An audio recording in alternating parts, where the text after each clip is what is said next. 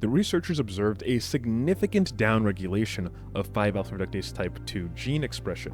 The cells treated with minoxidil resulted in a 78% reduction compared to the control, so the cells that weren't exposed to minoxidil. The authors interpreted this as an, quote, anti-androgenic effect, unquote, of minoxidil at the molecular level, since lowering 5-alpha-reductase type 2 would theoretically reduce DHT production. So, in other words, minoxidil can physically occupy a site on the androgen receptor protein, acting somewhat as an androgen receptor antagonist. Consistent with that, the study reported that minoxidil decreased androgen receptor activity in human dermal papilla cells, as well as lowering androgen receptor responsive gene expression and making the androgen receptor protein less stable in those hair follicle cells. Hey guys, before we continue this video, I would like to mention that we now have liposomal minoxidil sulfate on my website, folligens.com, folligens.com, and if the order queue is available and open, you can order it there. We're running it as a cosmetic. There are other sort of botanicals inside of this particular topical that are pretty helpful when it comes to conditioning the hair. So that's at folligens.com, folligens.com. That's folligens.com. Go check it out and maybe even try it out. See you there. Hello everyone, and welcome back to yet another video. Minoxidil is a well-established treatment for androgenetic alopecia, being male and female pattern hair loss due to its hair growth promoting effects. We also see it used in other alopecias like alopecia areata, and even in cicatricial or scarring alopecias like lichen planipilaris or even CCCA. And although the exact mechanism in which minoxidil grows hair is unknown, we know that minoxidil impacts a specific subtype of the ATP-sensitive potassium channels. Particularly, it impacts the KIR6.1, also known as the SIR2B subtype. And this is present in hair follicles. Now, ATP-sensitive potassium channels are protein complexes that act as a metabolic sensor in cells. It shifts the ATP and ADP ratio into changes in electrical activity. It's possible that through this interaction, the increase in electrochemical activity stimulates hair follicle stem cells to essentially increase things like cysteine uptake, which leads to more disulfide bonds for the creation of keratin. And that's how you're getting stronger, thicker hair shafts due to minoxidil. We actually come to this understanding from a study titled, quote, Potassium Channel Conductance, a mechanism affecting hair growth both in vitro and in vivo, unquote, where this study from Bull et al. From the 1990s actually uncovers that minoxidil, alongside with other sort of potassium channel activators, make hair follicles increase their cysteine uptake in order to grow longer and stronger hairs. So that's a brief explanation on how minoxidil works, but we already know, for the most part, how minoxidil works. We're talking about whether or not minoxidil has alleged anti-androgen effects, because it seems as if some people are going around and stating this. So let's sit down and address this. Unlike finasteride or other anti-androgens, minoxidil's known mechanism does not involve altering hormonal levels, and it primarily acts as a vasodilator and, as I mentioned before, a potassium channel opener or activator. But some research has hypothesized that minoxidil might also exhibit anti-androgen effects. Androgens, like dihydrotestosterone, also known as DHT, play a central role in pattern hair loss, largely mediated by the enzyme 5-alpha-reductase, which comes in 3 types, but mostly we're concerned about type 1 and type 2. 5-alpha-reductase converts free testosterone to the more potent DHT that I mentioned before, which we all know is horrible for our hair follicles if we have the genetics for androgenetic alopecia. If minoxidil had an anti-androgen property, say for example inhibiting 5-alpha-reductase or blocking the androgen receptor, then this could be another avenue in which it's combating hair loss. So what studies actually show minoxidil has this sort of anti-androgen activity, and are those studies even valid? The study titled, quote, Minoxidil acts as an anti-androgen, a study of 5-alpha-reductase type 2 gene expression in human keratinocyte cell line, unquote, by Erkin Pesmezi et al., 2017. This in vitro study treated human keratinocyte cell line, being HACAT cells, with minoxidil to assess any changes in 5-alpha reductase type 2 gene expression. The researchers observed a significant downregulation of 5-alpha reductase type 2 gene expression.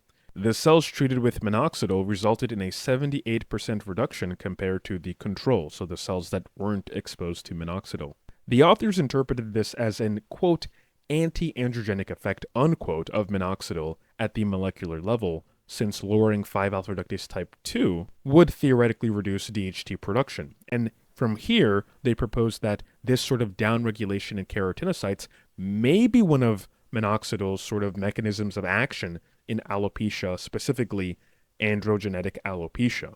But we need to be careful here because people will take this study and run off to the hills. Let's remember that this is an in vitro study, not in vivo. So in vitro involves isolated cells in a specific context, right? We're looking at these cells in a petri dish.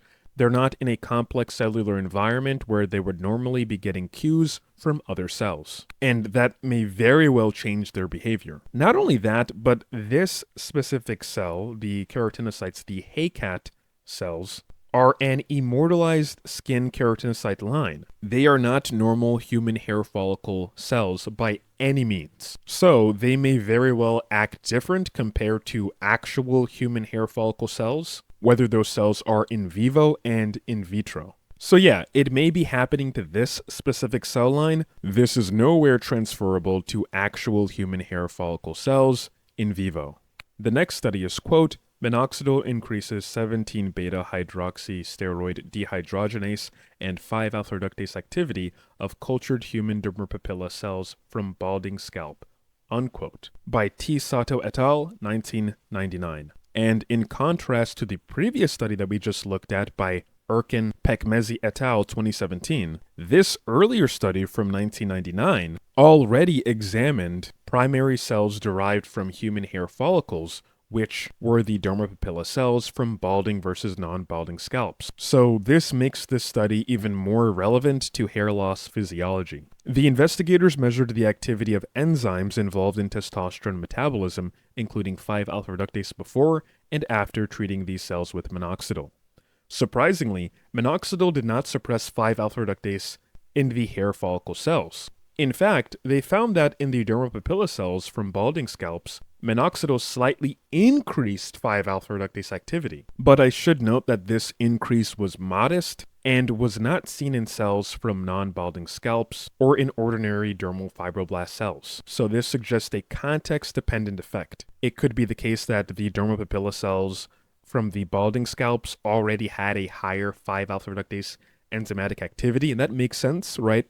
People with onset androgenetic alopecia have a higher density of 5-alpha reductase enzymes. So it really could just be an artifact of that. Additionally, minoxidil significantly increased the activity of another enzyme known as 17-beta-hydroxysteroid dehydrogenase, or 17-beta-HSD, by about 40% in the balding scalp dermal papilla cells. 17-beta-HSD is an enzyme that interconverts active androgens and weaker steroids, so any change in its activity could influence local hormonal levels. The authors here note, quote, whether such modification of testosterone metabolism in dermal papilla cells of balding scalp by minoxidil is related to its therapeutic effects remains unknown, unquote. But in any case, this study is actually using hair follicle cells that are coming out of a human being. And these specific cells are the dermal papilla cells which control the activation and behavior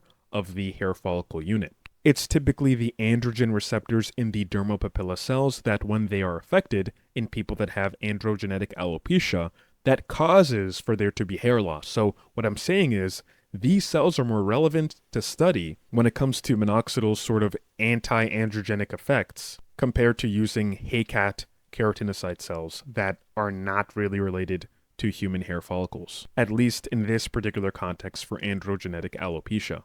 And just to clarify really quickly here, This study isn't saying that if you use topical minoxidil or oral minoxidil, you're going to be increasing your androgenic activity. It's not an explanation for why people who only use minoxidil eventually lose their hair. They lose their hair because they're not blocking DHT. It's not because minoxidil is increasing any sort of androgenic activity. The reason why the 5-alpha reductase enzymatic activity increased, quote unquote increased, and I use the word loosely, in the cells that had androgenetic alopecia, those dermal papilla cells, is because they already had a high expression of those genes to begin with. If anything, this just tells you that once you use minoxidil, you will still have to deal with DHT, you will still have to deal with 5-alpha reductase type 1 and 2. So there's no anti-androgenic protection from minoxidil here. The next study we can look at is titled, quote, "Minoxidil may suppress androgen receptor-related functions,"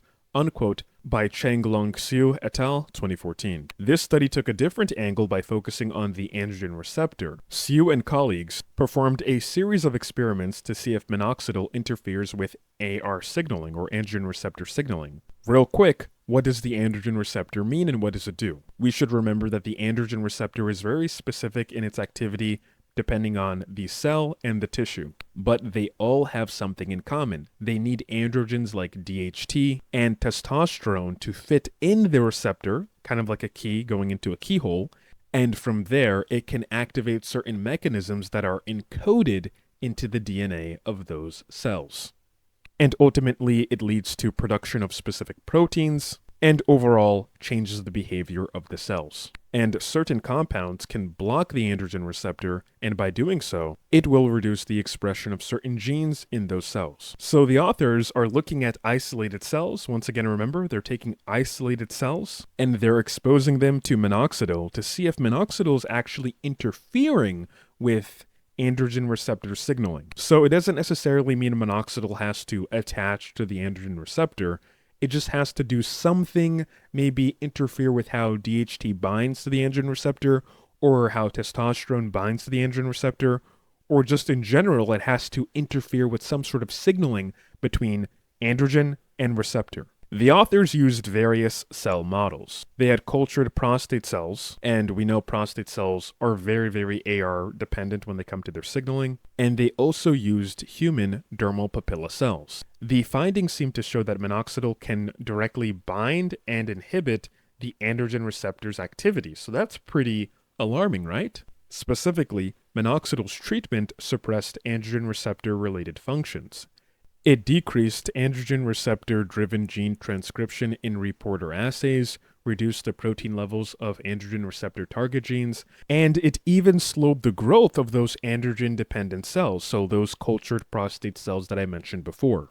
At the molecular level, minoxidil was found to interfere with the androgen receptor's interactions with its co-regulator proteins and reduced androgen receptor protein stability inside the cell.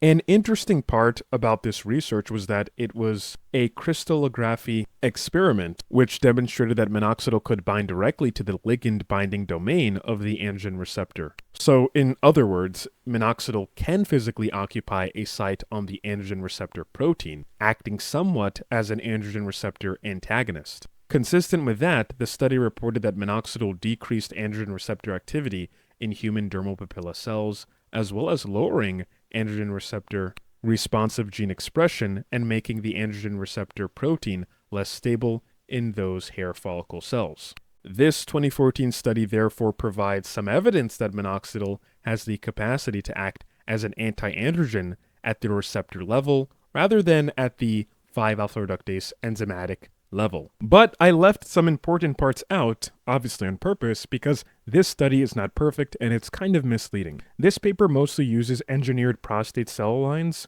and transfected dermal papilla cells. So first and foremost, prostate cells are not hair follicle cells at all. They're in your prostate. And also this specific type of prostate cell is mutated, so obviously it's going to behave differently. And next, the transfected dermal papilla cells. So they took primary human dermal papilla cells, confirmed they naturally expressed androgen receptors, then they transfected them with a luciferase reporter plasmid. And just for some additional context, luciferase is a light-producing enzyme used as a reporter in biology. And a reporter is a gene that you attach to a regulatory sequence so you can see when that sequence is active. It's going to produce an easy-to-measure signal like a light, or in this case, luciferase, some sort of color. So in other words, the reporter converts invisible gene regulation changes into a visible readout, so you can see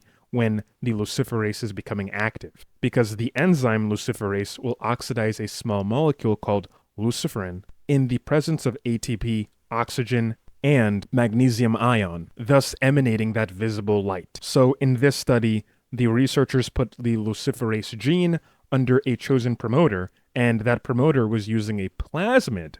So a plasmid is a circular piece of DNA that naturally lives in a bacteria and replicates independently of the bacterial chromosome. So in labs, we use plasmids as a sort of DNA USB drive to deliver specific genes into cells. And in this case, the plasmid that was delivered was responsible for driving an artificial androgen-responsive luciferase readout inside those dermal papilla cells, meaning the plasmid's promoter with the androgen response elements, so those are the segments in the DNA that responds to androgens like DHT and testosterone, when those androgen response elements were turned on, the luciferase gene was activated whenever DHT was connecting to that androgen receptor, and this resulted in an emission of light, and that was used as the androgen receptor activity signal. So the plasmid isn't making hair grow, it just made the cells produce a measurable light,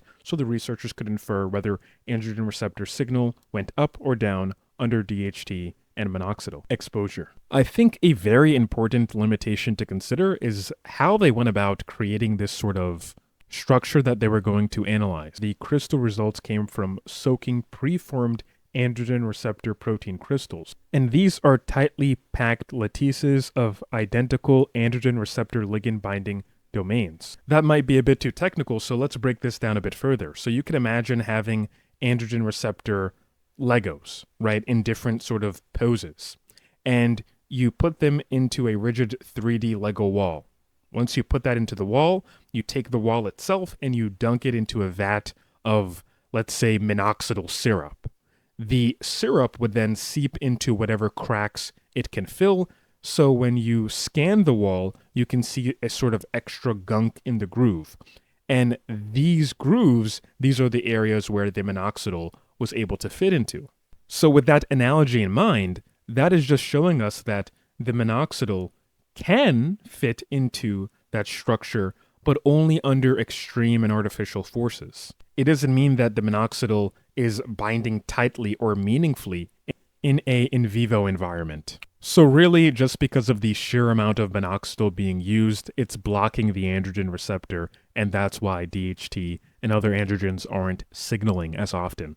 But don't assume this is actually happening to you. This is only under laboratory conditions. You're not going to get this in a live human being. We have buffers and other sort of mechanics that would prevent this from ever happening.